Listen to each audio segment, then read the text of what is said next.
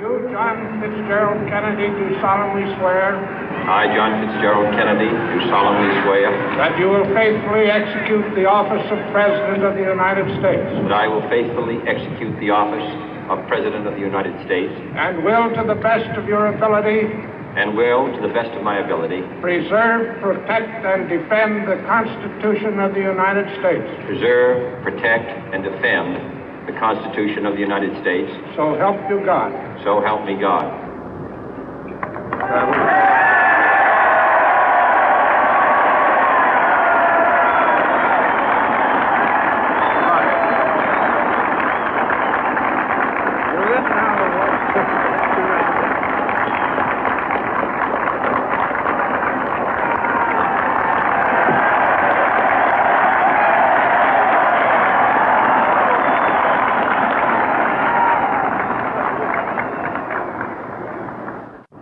Vice President Johnson, Mr. Speaker, Mr. Chief Justice, President Eisenhower, Vice President Nixon, President Truman, Reverend clergy, fellow citizens. We observe today not a victory of party, but a celebration of freedom, symbolizing an end as well as a beginning, signifying renewal as well as change. For I have sworn before you and Almighty God the same solemn oath our forebears prescribed nearly a century and 3/4 ago. The world is very different now, for man holds in his mortal hands the power to abolish all forms of human poverty and all forms of human life. And yet the same revolutionary beliefs for which our forebears fought are still at issue around the globe. The belief that the rights of man come not from the generosity of the state, but from the hand of God. We dare not forget today that we are the heirs of that first revolution. Let the word go forth from this time and place to friend and foe alike that the torch has been passed to a new generation of Americans born in this century, tempered by war, disciplined by a hard and bitter peace, proud of our ancient heritage, and unwilling to witness or permit the slow undoing of those human rights to which this nation has always been committed and to which we are committed today at home and around the world.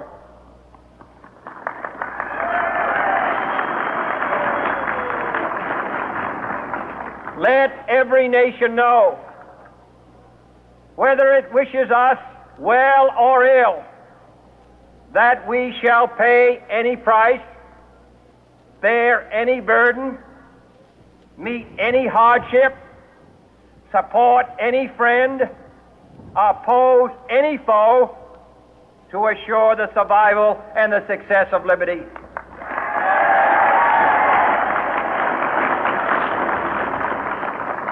This much we pledge and more. To those old allies whose cultural and spiritual origins we share, we pledge the loyalty of faithful friends. United, there is little we cannot do in a host of cooperative ventures.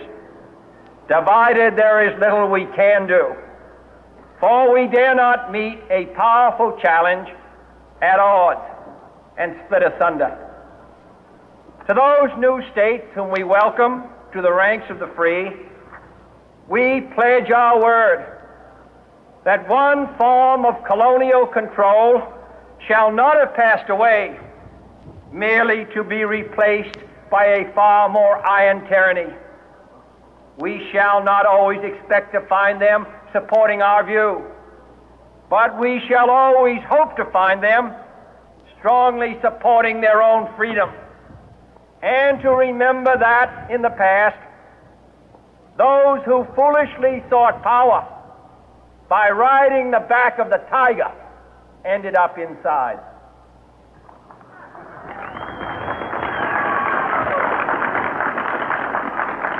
To those people in the huts and villages of half the globe struggling to break the bonds of mass misery, we pledge our best efforts to help them help themselves for whatever period is required, not because the communists may be doing it, not because we seek their votes, but because it is right. If a free society cannot help the many who are poor, it cannot save the few who are rich.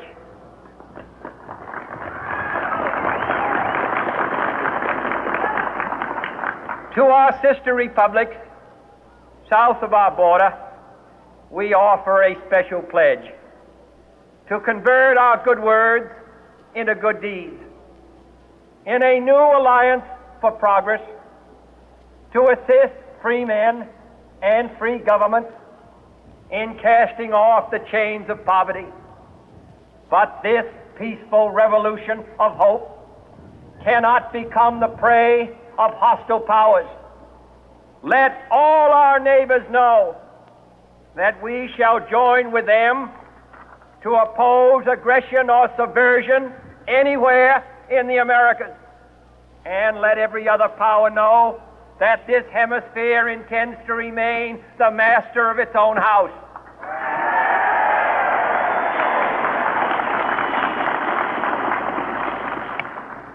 To that World Assembly of Sovereign States, the United Nations, our last best hope, in an age where the instruments of war have far outpaced the instruments of peace, we renew our pledge of support to prevent it from becoming merely a forum for invective, to strengthen its shield of the new and the weak, and to enlarge the area in which its writ may run. Finally, to those nations who would make themselves our adversary, we offer not a pledge, but a request that both sides begin anew the quest for peace. Before the dark powers of destruction, unleashed by science, engulf all humanity in planned or accidental self-destruction, we dare not tempt them with weakness, for only when our arms are sufficient beyond doubt can we be certain beyond doubt that they will never be employed. But neither can two great and powerful groups of nations take comfort from our present course, both sides overburdened by the cost of modern weapons, both rightly alarmed by the steady spread of the deadly atom, yet both racing to alter that uncertain balance of terror that stays the hand of mankind's final war. So let us begin anew, remembering on both sides that civility is not a sign of weakness, and sincerity is always subject to proof. Let us never negotiate out of fear, but let us never fear to negotiate.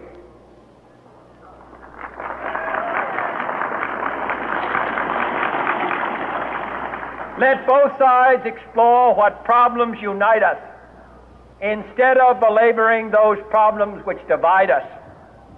Let both sides, for the first time, formulate serious and precise proposals for the inspection and control of arms, and bring the absolute power to destroy other nations under the absolute control of all nations.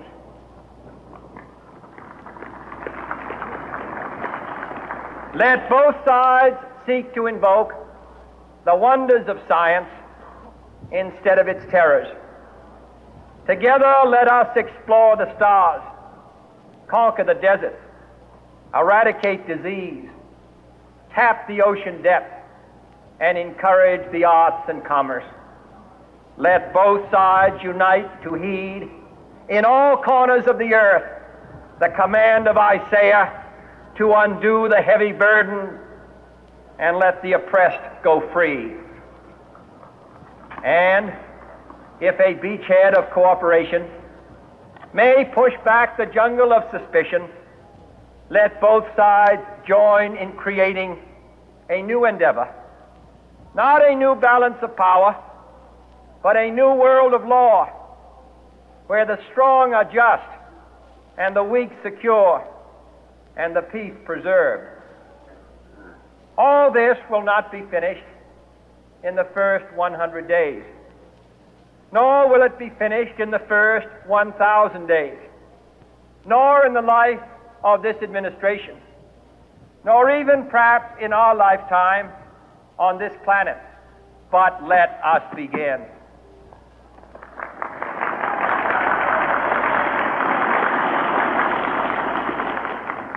In your hands, my fellow citizens, more than mine, will rest the final success or failure of our course.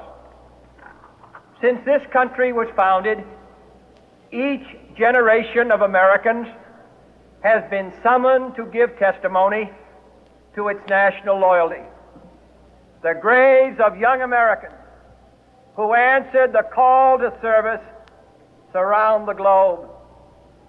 Now the trumpet summons us again, not as a call to bear arms, though arms we need, not as a call to battle, though in battle we are, but a call to bear the burden of a long twilight struggle, year in and year out, rejoicing in hope, patient in tribulation, a struggle against the common enemies of man, tyranny, poverty, disease, and war itself.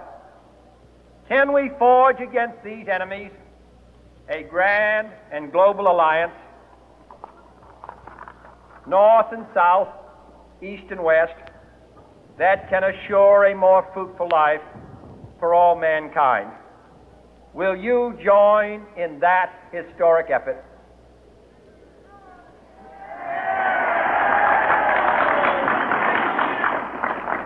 In the long history of the world, only a few generations have been granted the role of defending freedom in its hour of maximum danger. I do not shrink from this responsibility. I welcome it.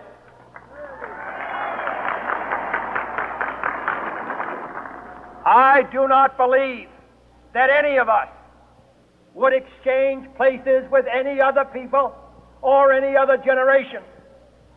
The energy, the faith, the devotion which we bring to this endeavor will light our country and all who serve it. And the glow from that fire can truly light the world. And so, my fellow Americans, ask not what your country can do for you. Ask what you can do for your country.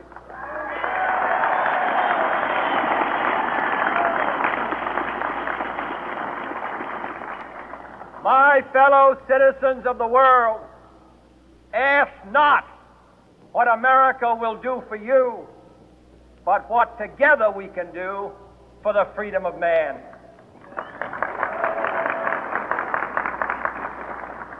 Finally, whether you are citizens of America or citizens of the world, ask of us here the same high standards of strength and sacrifice which we ask of you. With a good conscience, our only sure reward, with history the final judge of our deeds, let us go forth to lead the land we love, asking His blessing and His help, but knowing that here on earth, God's work must truly be our own.